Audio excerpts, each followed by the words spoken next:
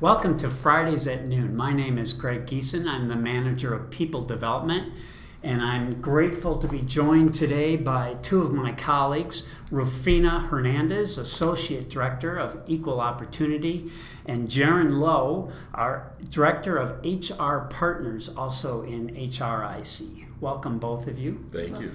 Today we're going to talk about a sensitive topic called microaggressions. Rufina, let me start with you.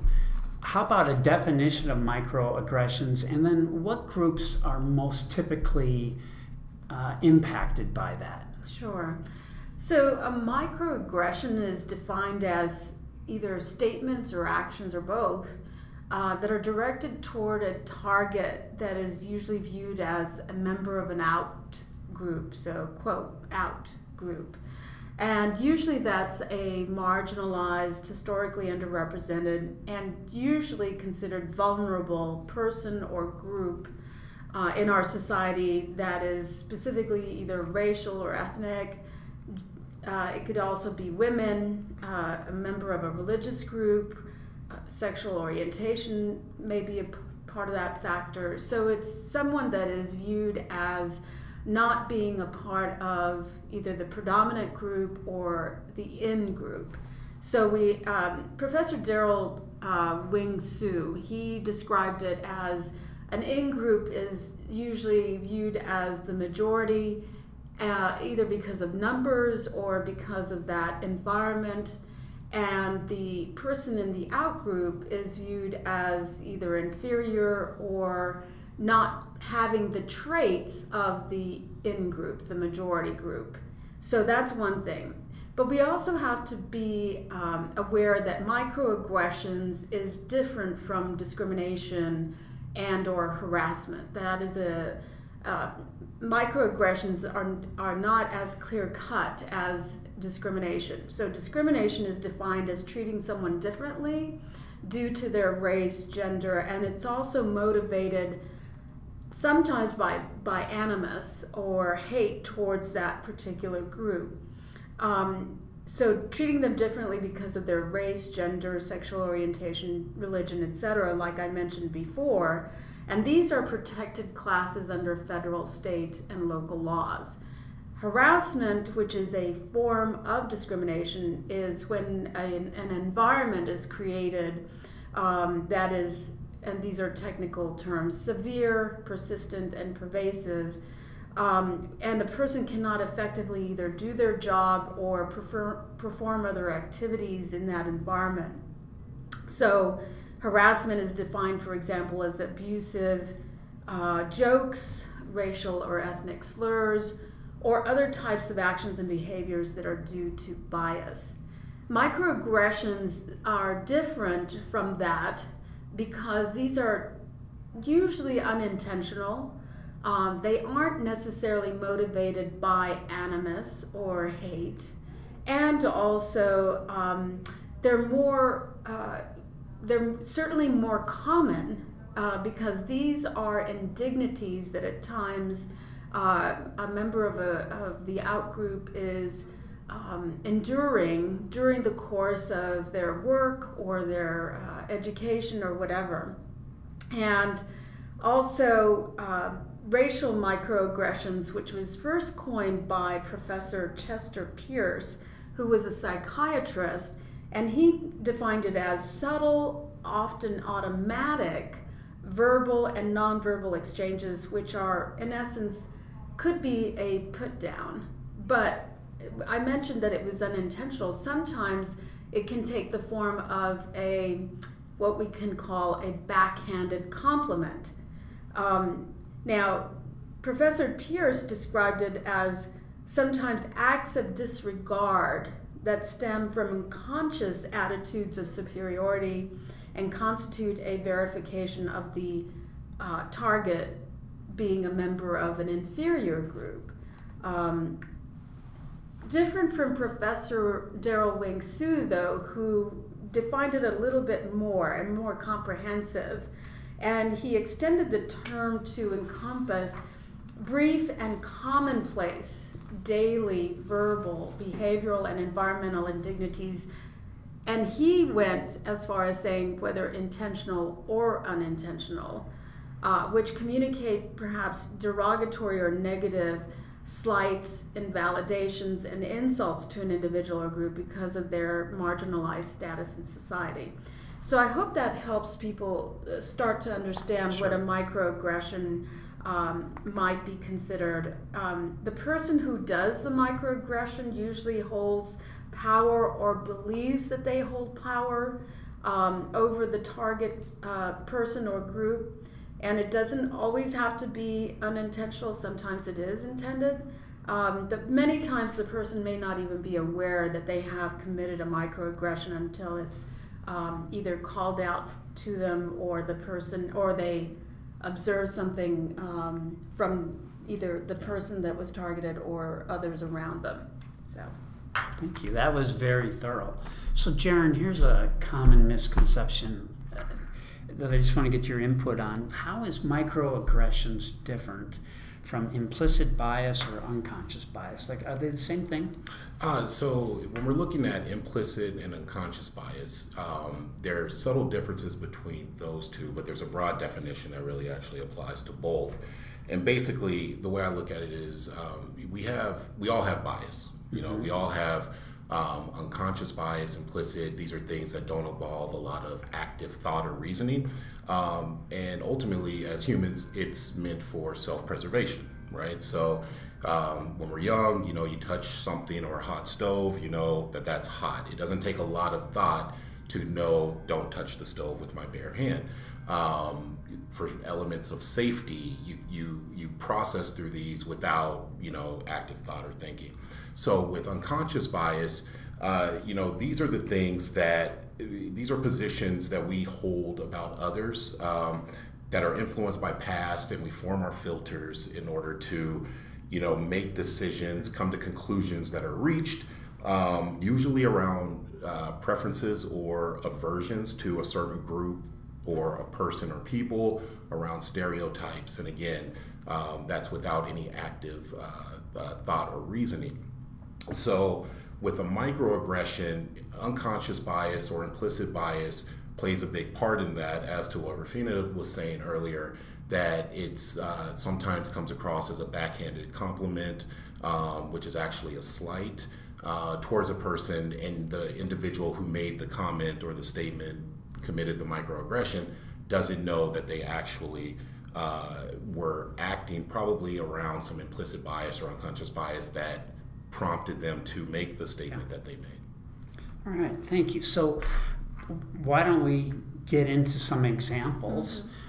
You know, I went on the internet and of course found a lot of the common ones that I want to throw out, and what I want from both of you guys is to really identify, you know, what might be the hidden bias behind the microaggression. So, you know, we can take turns. So, Rufina, maybe I'll give you the first one. And you guys have heard a lot of these before, but all right, a white male professor telling an African American student, you are a credit to your race. Right. And the implicit bias there is there is not an expectation in terms of the African American student having that ability, academic or perhaps other kinds of strengths that person has shown. And so a credit to the race means that you're an anomaly, you're unusual, you're atypical. So the expectation on the part of the professor saying that is that I didn't expect that from your group. And so the microaggression in it is in fact that belief of superiority from this race, as opposed to that race having the same kind of strengths and abilities and capabilities. So yeah, that's the implicit bias behind that one. So this is kind of a double example for you. A third generation Asian American student is complimented by her classmates for speaking such good English, and this is a recent example where a Latino Border Patrol officer was complimented by President Trump, who said he spoke perfect English. Right, so the microaggression and the unconscious bias that's stemming from those are the assumption that you're a foreigner, you're not American, that you obviously, based on being a foreigner and not American, then you do not speak proper English, or the assumption that you wouldn't speak proper English, and then a surprise that, wow, you do. In the first example, a third generation Asian American student, it has been in the U.S., is a citizen, and who knows, what language is spoken at home or what other languages are spoken, period. But the initial reaction of, wow, you speak great English goes to that. Yeah. I had a version of that in that I'm bilingual, and a person asked me, that's really interesting that you don't have an accent. Because of the fact that I spoke Spanish, the assumption was that I would have an accent, and thus, it would affect my ability to speak English. Yeah. Well, we know many individuals who speak many different languages, and you would not have any kind of noted accent because of the fact that you speak German, French, Portuguese, Japanese, or anything. So, that assumption is just out of ignorance, frankly. I have a feeling I'm going to feel really terrible after this interview. Because I have a gut feeling. Okay, Rufina. And we'll talk about that too. Yes. During a project team meeting, the lead assigns the task of taking notes and handing out name tags to the female staff member. Right, and that comes from an implicit bias that women would take the subordinate role of supporting a leader, and back in the day when women had as their usual job either secretarial or some other kind of subordinate position, nurse to doctor, perhaps a teacher, but teacher to principal, and so the males had the leadership position and the women had the subordinate position. And so the implicit bias there is still under the assumption that women will have the supportive role and not the leadership role. And so we're still operating with that kind of bias of deferring to the male being leader, and that men aren't in the supportive role, which now that is more commonplace, that we have both genders in a supportive role. Men in nurses' positions, for example, men being administrative assistants. And so now we should have, the full range of assignments given to both genders. All right, Jerron. All right. A Latino male wearing a suit is mistaken for a hotel staff member and requested to take the luggage of one of the guests.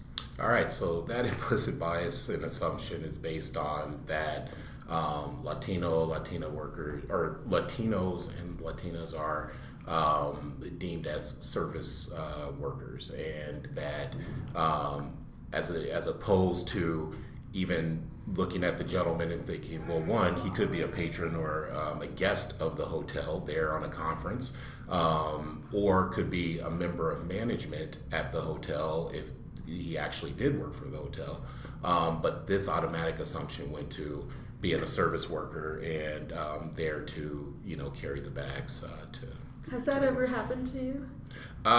Yes, I've been. I was wondering. Yeah, I've been. I wear suits a lot, and so even by wearing a suit, it still does not convey enough that you could be a guest. A guest, there. Right? Yeah, that I'm there to help for service. So. When I was looking at that one, it actually happened to me when I was on a river cruise.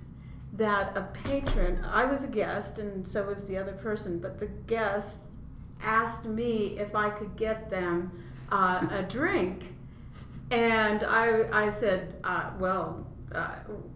let me ask you, could you get me one too, because I'm actually a guest as well.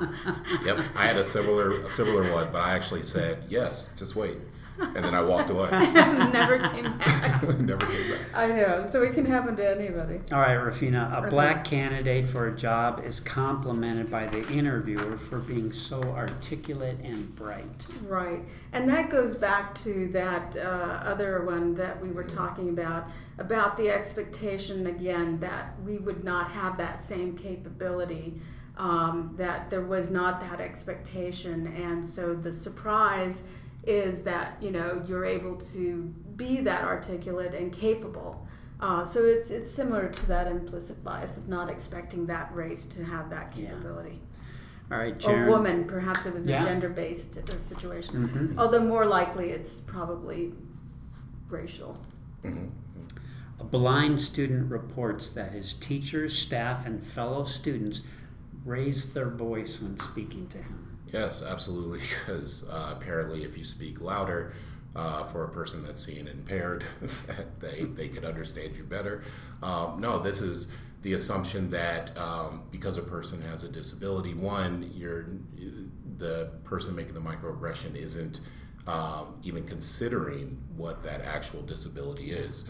And, you know, a similar happenstance with that is either not only talking louder, but talking slower, as if that is something that's, you know, that is needed in that situation. But it's a failure to recognize what that disability is, and then making an assumption that if I speak louder, talk slower, it's going to help this person understand me better. And And you know, in that scenario, like with a lot of these, it could be somebody with perfectly good intent.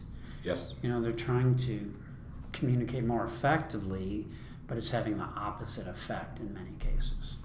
And like Jerron said, they're not taking into account the actual Disability. situation, so that, you know, it would be appropriate for a situation perhaps if the person is deaf and they're trying to lip read, to speak slower, right. Or a person who has a hearing loss, and thus the loudness of the voice is important. But for blind people, that wouldn't be the case. Yep. Okay, Rufina, an Okay. Asian student is asked to help another student with a math problem. Right, and that's an interesting one where it's sort of the backhanded compliment, in that the expectation is that all Asians are excellent in math or science, and so that's the backhanded compliment, that the assumption is giving an attribute to the entire group as opposed to an individual. Now, if it was, you know, an Asian student who has shown to have A's in science and math, and you know that, then that's different. But not every single person would have that capability of that group. So that's similar to Latinos knowing how to dance, or you know, a black male knowing how to play basketball. I mean, those are attributes that are given to a particular group that isn't necessarily accurate for the individual. And so that's stereotyping an entire group versus an individual situation. A Muslim member of a soccer team is jokingly referred to as bin Laden by his teammates. Yes, so this is the making the implicit bias around that Muslim students or Muslims are a part of terrorist groups by, you know, referring to them, or this person, as bin Laden, and even in a jokingly way. Again, back to these microaggressions that don't intend to be offensive or don't intend malice or harm, but sometimes that's where jokes come in, is that, oh, it was just a joke, I wasn't trying to offend you, haha, but it still falls and impacts the individual. And so again, this is going back to that, you know, Muslims are a part of terrorist groups. Yeah. All right, a couple more. Rufina, a search committee chair makes a point to say, I believe the most qualified person should get the job when an applicant of color is applying. Right. The implicit bias there is that this word qualified. And so that basically is saying that the assumption is that a person of color is only in the mix because of their race or ethnicity, not because of capability and qualification. So that is that's a very subtle way for the person to say, I don't believe that this person of color is qualified. That statement is indicating that but for the fact that they're a racial minority or ethnic minority, they wouldn't be in the mix, not because of qualification. Yeah. And this last one, Jerron, this is one that I'm probably guilty of the most. I catch myself, which is words that show preference for males, like manning the booth or grandfather clause or boys and girls, or the one that slips out for me is you guys. Mm-hmm. Yeah, so the gender binary, and what that does is it excludes groups that may not identify with male or female, or and it excludes them in conversation. Women, it excludes for sure. women when you tend to go with the more male dominant language, and this is pervasive within our discussions at work, school, in our day-to-day. And being aware of that, and being more inclusive in language is absolutely needed, and brings folks, in that. Now I'd kind of like to take it more personal for both of you. Have you ever, obviously you've experienced a microaggression, but does one come to mind that you feel comfortable sharing, and kind of how you felt about that microaggression? I'll go first. So this is one, and I've heard it in various forms throughout my life, and I've reacted in different ways through. But it's you don't sound or you don't talk black, or you don't sound like a black guy, or because of my education, you're not like a typical black person. And so it's been said in various ways, even to the point of where, I've done phone interviews, or I've spoken to someone over the phone, and then when we meet in person, there's a surprise, like, oh, you're African American. And some folks have even gone as far as to say, I didn't realize that over the phone, as if that were a compliment or a aha moment for them. I've even had someone, this is how far it goes, respond that even through text message, I didn't sound like a black person. Oh, that's crazy. Which, thinking in this digital age, that's interesting. But how did it make me feel?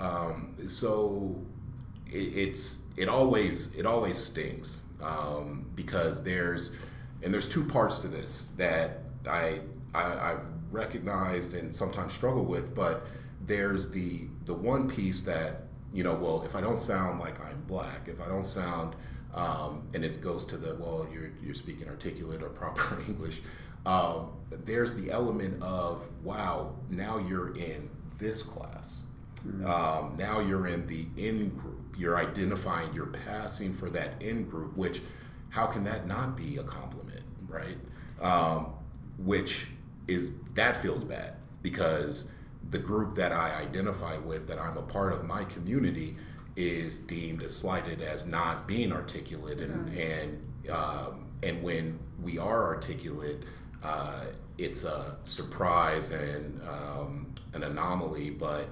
And then there's the piece of, knowing that the expectation or the assumption is that I shouldn't be speaking articulately or proper English or proper grammar, or I've achieved the educational levels that I have, and that's frustrating, and so it's a constant, Well, I've certainly had my share as well. And two of them are interesting. One, which has to do with, I once had somebody, I was in an elevator, and there were 4 men in the elevator with me, and one of them asked me, "How short are you?" And that just triggered me all the way back to when I was a youngster. And so I am a petite woman, and I use the word petite because actually short, that word short has a lot of deficiencies in that connotation. You know, you get the short end of the stick, you get short shrift. That just continuously emphasizes the negative. So I use the word petite.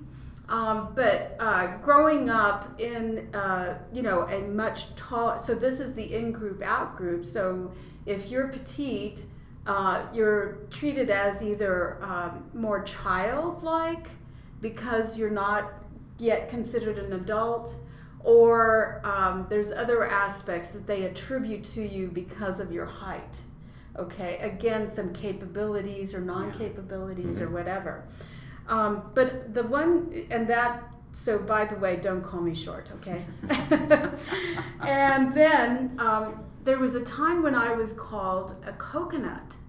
And this was from another Latino, because what you were talking about from the other side of it, that you don't act, like the typical black, this was coming from my own group. And my own person was saying to me that I was acting white because I was taking college prep classes, because I was intending to go to college, and because I wasn't going to follow the norms, I guess, of the group, the majority group at that point. And so, so it can come from a lot of different places. And so that in-group, out-group, you have to be aware of where that is happening in that context. And so the microaggression against me was that you're not acting like one of us. Yeah. And so that was the microaggression there. Okay. Yeah, actually, very similar in that is, so when I was growing up in elementary school, I was probably one of the only black students in the school. There were maybe 2 of us when my sister got there. And then at the same time, so at the same time, but my family is originally from Louisiana, and so we would go back and visit every break, fall break, Christmas break, whatever. And so I'd go there with my family, completely different environment where it's mainly all African Americans, and same thing, I'm getting you talk proper. So then I wasn't still accepted or a part of my own group. So outside, at school, at home, outside within my own community.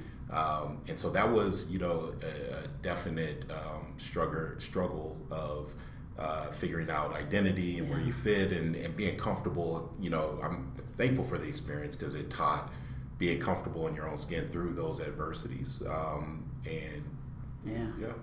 Thank you both for doing that. So Rufina, is it ignorance, or what causes somebody to microaggress? Yeah, so what it is that again, we have to be aware of our own implicit bias, and all of us have it, and all of us do commit microaggressions. I have committed them. I know others who think that they are just as educated and progressive, or whatever the term you want to use. We all have committed them, sometimes unknowingly, but sometimes I have caught myself and gone, oh man, did I just say that? So, and it can happen to any one of us. So it is ignorance to some extent. I mean, in the more extreme, yes, it is due to ignorance, and that implicit bias is coming out. And then you can run the gamut to an intentional put down. That is certainly the case. So it isn't always ignorance. There is that intentional thing. Right. And sometimes it's a combination of just the I'm not sure what exactly you would term it, one-upmanship to make yourself feel, a little bit, more important or more whatever. That's superiority piece is sometimes a part of it, but it isn't always ignorance and it isn't always intentional. It just depends on the situation. So. Yeah, thank you. So, Jerron, when a microaggression occurs, what's the responsibility of the target person in that moment? So this question always, gets me especially when I'm working with folks that are experiencing microaggressions and trying to figure out how do they navigate through it. And the first thing that I look at is taking a step back, because in the moment, when you're asking someone who's, felt this attack, and it's obviously impacting them emotionally, their abilities to, feel comfortable in their workplace or whatever the setting is, by stating that you have a responsibility to do something, is sometimes a tough pill to swallow. Because not only are they feeling attacked in the moment, they're already vulnerable, and then you're asking or requiring of them by a responsibility to even be more vulnerable by having a discussion about what just occurred. And so this comes down to some of the reasons why there's either the do nothing or do something option. And doing nothing, what I tell folks is really what you're doing is, giving a person a pass. And it's kind of blowing it off and just letting it go, and that person never has the opportunity to be educated about what just occurred and maybe the opportunity to change that behavior and the awareness. And so with that, I always push for someone to do something. And what does that look like? There's many options. You don't have to do it in the moment. And also reacting, of course, in anger or rage doesn't really help the situation either. But there's a balance. It depends on safety. It depends on the timing. What is this the right time? Who's also around? Is the microaggressor a person that's in a position of power or authority? Is this a manager or supervisor or something like that? And so all these things, what would be the repercussions? Should raising this go south upon you? All of these things have to be considered, and taking the time to think about that is perfectly fine. If you feel comfortable, you can definitely say something in the moment, letting the microaggressor know, how that resonated with you, how that made you feel, and doing it from a vein or a motivation of educating.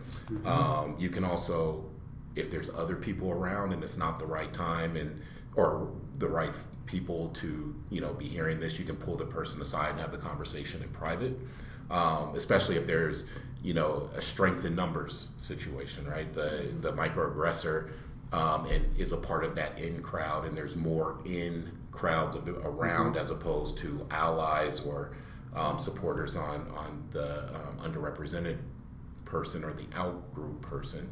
So you can pull them aside and have that conversation where it's a more balanced approach.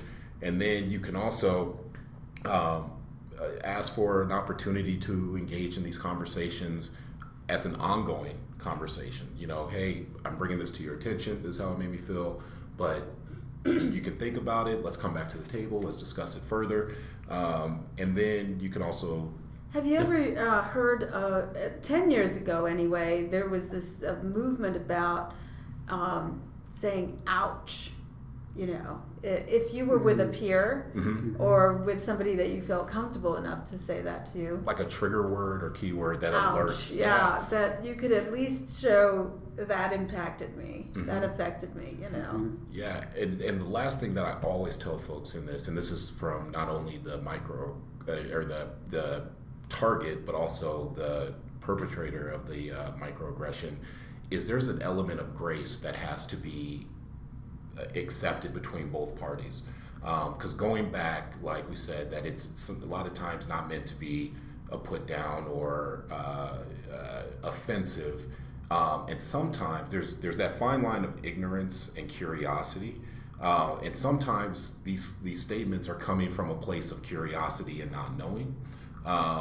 And when you're educating in the moment, even though you're the person that was attacked and feel vulnerable, understanding that this is also this person's implicit bias, unconscious bias, going through their past experiences, their filters that got them there.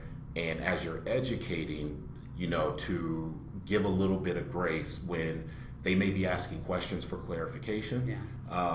And because the intent is to educate. And so that these perceptions or biases are raised from being unconscious to now I'm conscious about it, and now I know what my words, that my words have impacts, my statements have impacts, and so I can take a little bit of pause before I state something because of this experience and opportunity that I just had with you, even though I, offended you unintentionally, but and then the perpetrator also having the grace of the target to also say, you're not, thank you for educating me through that. And just to expound on that a little bit, so the responsibility of the perpetrator, I'm assuming if they're getting the feedback, like how do they need to be in that moment? Listen. Actually listen for understanding, not listening for counterpoint. And, absolutely taking the opportunity to acknowledge the event, the negative event, while not coming across as defensive. And, asking questions for clarification, coming from a place of curiosity. But not intrusion.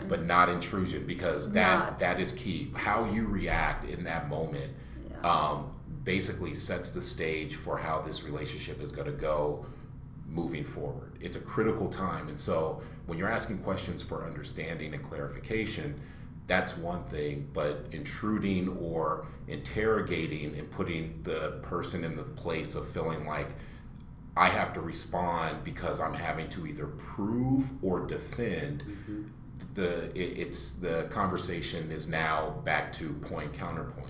The common interest in this situation is education and understanding and learning. And so, again, it's having a commitment to grow after that conversation. And, again, grace. It just goes back to grace. There's also another part of that responsibility, and that is, first of all, I would recommend that if you have committed a microaggression unintentionally or worse, that you self-reflect about that. And a part of the responsibility of any one of us that has committed that is to educate ourselves. It may not always be possible to go to the person that was the target for various reasons. But then talking to others to try and educate yourself about, well, how should I then do this? Or how can I better say what I was intending to say? Or something along those lines, so that it isn't just the responsibility of the person who's targeted to make you aware, but it's also your own education effort that's important. So it isn't always up to the target to have to educate you, okay? It's important that we take responsibility to educate ourselves. Right. Mm-hmm. All right. Rufina, can a microaggression ever not be a microaggression? And let me just kind of, because I'm practicing what we're preaching here, right? I'm asking questions. I want to go back to an earlier point, which was a black candidate for a job is complimented by the interviewer for being so articulate and bright. What if that interviewer appreciates people that are articulate, people in general, and would compliment anybody?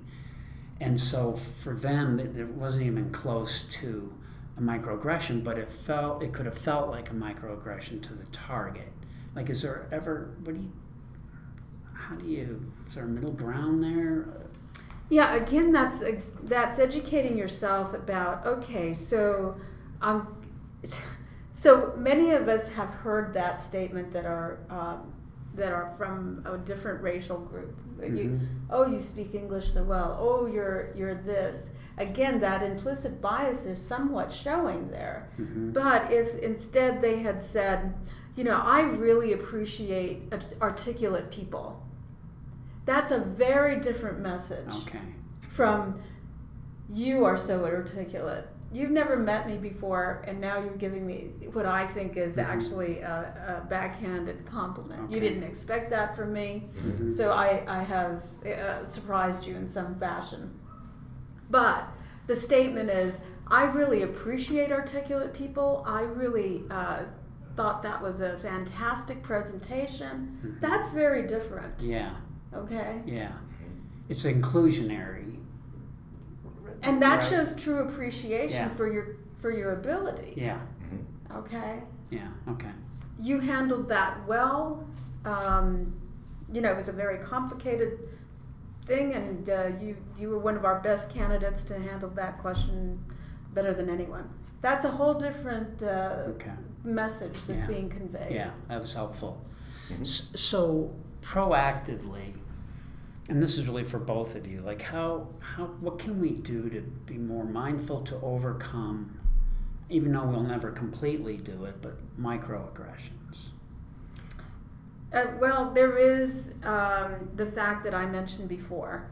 We're all subject to committing them. And so we're not totally going to overcome the situation where we commit a microaggression. I would say, again, becoming that self-aware and taking steps to either take classes or other kinds of ways, the conversations that we can have with each other, with other peers, just that question that you asked. How would that have been better stated? So I think, unfortunately, we don't take more opportunities to do that, to learn from each other, and you have to develop a relationship, obviously, to be able to ask that kind of a question, But also, there's documentaries galore that help us, understand different cultures, different groups, or whatever. So that's what I would say. I would go to, back to speaking up when they occur and taking the opportunity to educate.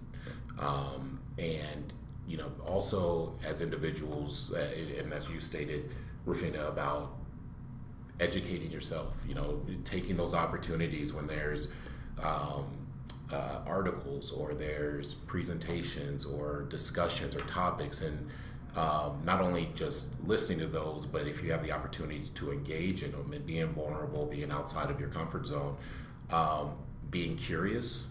Curiosity is great. And it's way better than making assumptions, because those assumptions can be absolutely wrong, or your unconscious bias or sometimes explicit bias may be completely embedded and interwoven in those assumptions. But coming from a place of curiosity, knowing that you may not have had that much exposure with different groups, different people, different walks of life, and asking yourself, how do I get more informed about that? So in the situation of the question before, of a person who actually appreciates articulate people and thought, in that situation, that person may very well appreciate articulate people, and then may have started to say something, and maybe an African American interviewer in the room, and stops himself to not say, oh wow, you're so articulate, because I'm aware that could be a microaggression against that person. What I'm trying to say is how I appreciate articulate people. So again, being mindful of that, taking your asserting yourself to learn. And genuinely. The yes. genuineness is really key. Yeah. That's curiosity. Yeah. Well, before a couple questions on resources, let me just ask both of you, is there a question I haven't asked, or is there something that you might want to expound on a little bit more before we kick into the resource part of this. I did want to circle back to the one we just dealt with, which is, several of us have probably taken cultural competency or those kinds of trainings, and so to some extent we may think we've really, we're there. But the interesting part about cultural competency is that you never really reach complete competency, because you're always evolving, and so is the cultures around you are evolving. So as a result, it's a misnomer to say, I won't ever commit a microaggression because I'm so, aware, or that I've gone through all these trainings or whatever. So that education process is never ending. Mm-hmm. So until we are no longer here or communicating. I mean, microaggressions happen every day. That's true. And we all commit them, Yeah. So it's absolutely an ongoing growth and development. We're constantly learning about, how underrepresented or marginalized groups feel during certain situations, certain environments. So we just have to be mindful of that and continue to be curious and learn and educate each other. So here at the university, if somebody is kind of struggling with this topic and they're looking for some guidance, coaching, or maybe just an outlet to talk it through, like, where would they go? Right. So on a work team, it sometimes can be a little dicey depending on the relationship amongst the team.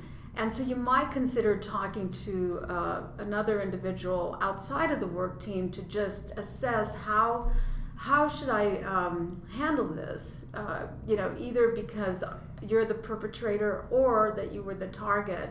And so then, approaching it with a more balanced point of view, so to speak, because we all get triggered if we're the target and we have been the targets of some of these microaggressions. It does sometimes, rile you, so to speak, and you might have to take a step back, like what Jerron was talking about. There may be a need for some grace here, and so you get that more objective kind of perspective. But then trying to work it through with the team member, if it's a team person. For the supervisor, I would say that it again is important to be very aware of how the dynamics are on that team with the supervisor. And so then I'd recommend that you go to one of Jerron's team partners and working more through their process of how to handle something that has occurred where there's a power differential, because you don't want to harm yourself, and you also want to address the problem that's occurred. I agree. Reaching out to my office is absolutely available, and what we would look to is to understand what are the dynamics, what's going on within the team or the individual themselves that's reaching out, asking for some support, and then we would help them identify resources that were available, whether it's individual employee focused or supervisor development focused, or is it a team department issue and we need to work through some team dynamics. I would even also put out there reaching out to the Ombuds office. Yes. And Jenna, she's great about identifying resources that are available. It's a confidential conversation, and a lot of times people just want to discuss it and explore what's out there without feeling that action absolutely has to be taken right away. You want to understand, what are my options? What are the resources? What are the different ways I can address this? And that's the purpose of the conversation, is to figure out what is going to be the most effective, the most efficient, and that's going to really improve the situation in an ongoing, sustainable way. What we don't realize is that for the target, it's these little, sometimes little, I'm putting it in quotes, little slings and arrows that they have to endure, and that they shouldn't have to. And it really can create a real problem for the team if one person or more are feeling like they can't really effectively do their jobs. I had a case come through where the individual was there were jokes, there were slurs. Interestingly enough, he wasn't Hispanic, but he was being told, oh, stop talking that gibberish. It was his own native language. And that really was hurtful to him. And so when he came in, he just said, I just want it to stop. I just want them to stop saying those things to me. And that's easily done, is to just stop saying those hurtful things. But he had never brought it up to the team. He just kept enduring it, and now he was feeling physically sick because of the harm that he had been enduring. Last question for you both. So for people that want to learn more on this topic, I like YouTube because I got to watch a lot of presentations. Yeah. That's just my form of learning. Do you have any go-to resources that you prefer? Well, there's definitely, for the DU community, there is lynda.com, and there's several resources there, as well as our EverFi courses on Canvas. So those are already two that we can immediately avail ourselves of. And then there's the, we were talking about your team, the people development team, which has a lot of coaching. Yeah. You yourself, Jerron's team, Jenna Brown, the ombuds person, and then you can also contact our office, the Office of Equal Opportunity, and we also are a resource. Although some people are concerned about coming to our office because they consider it too formal in terms of bringing a complaint, but you can utilize us as well in terms of working through some issues that are happening. I echo all of those. And then Google. Google, yeah. Right. All right. Well, thank you both for taking the time to You're do welcome. this. I greatly Thank you for the appreciate it. invitation. And we'll see you all at the next Fridays at noon.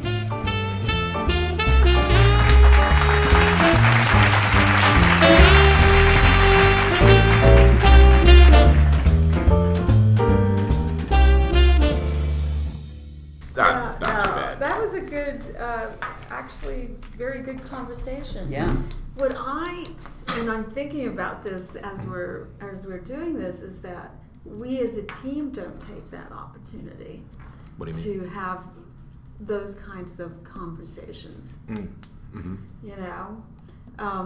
I have burning questions that I've never asked anybody from that particular group because I'm too afraid to ask the question and look stupid or worse, So I think that would be a great thing to try and I'm not sure how this would actually happen, but yeah. It's interesting. I probably in my it's probably like my third week here. And I won't even say who the person was or in the context, but it was interesting. Or not interesting, this is a really good thing.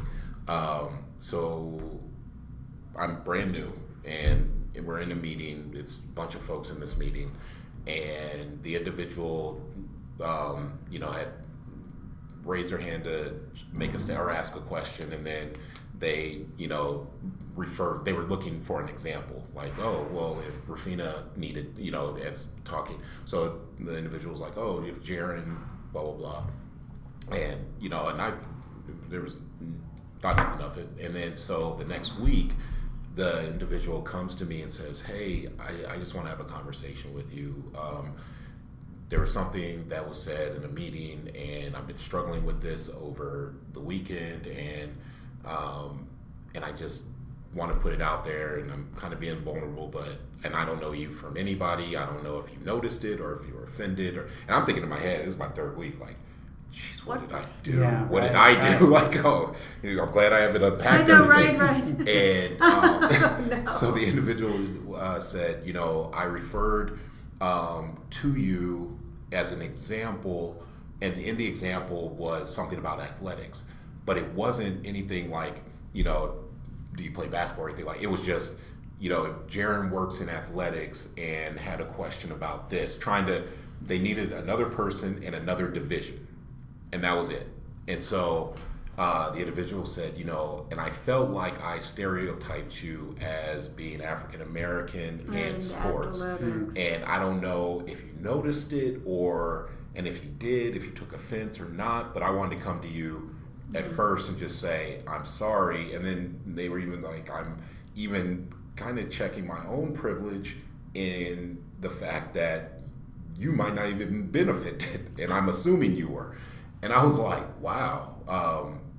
And I said, well, the first thing I said was thank you. I was like, thank you. I was like, that takes a lot. You know, you don't know me from anybody. I just started. This could have been blown off, you know. I said, second, I remember the conversation, and I knew exactly the path you were going. I said, so there was nothing in my head that said, why me in athletics? You know, why not Rufina or someone else that was in the room? But I said, so I didn't take offense. I knew exactly where you were going. But I know the conversation. And I was like, and I think it's awesome that you thought about it. You want to hit it head on in order to establish a relationship. And I was like, and for me, I said that goes a long way, you know, and so there's been certain things that I've seen around the university that's made me very proud around the inclusive excellence and the commitment and walking. We talked about some of that the other night. Yeah, and so it's so I've always felt that, to your point of those questions, you know, if you have burning questions and either you want to ask without either seeming stupid or ignorant or offending or any of that, or racist, you know, to set the stage of it, just say, hey, I'm coming from a place of, you know, curiosity. But that space is rarely afforded. What I mean is, you know, it's going to take the big jump for someone to approach that other person and say, I have a burning question. Well, you take the jump and then you create the space. Well, I'm wondering if we can create the space for ourselves, is the point. Yeah. Like, that male-dominated language, that I get triggered a lot. Mr. and Mrs. I don't go by Mrs., by the way. I have retained my name, but it's always the male and then the female. Yeah. You know, mortgage documents, bank accounts, they always put the man first. I went off on a rant on an attorney who, this was our will and our estate planning attorney. I had always been the one interacting with him. I had always been the one to, you know, deal with the documents and everything. I get the documents and it says Mr. Roger Hernandez Pruitt and Mrs. Rufina Hernandez Pruitt. I just called him and just tore him a new one. It's like, what are you doing? That shows me no respect. That's how I felt. So, you know, my point is that we won't ever have that opportunity for you to know that I've had that kind of sensitivity until it happens, and then I'm going, damn.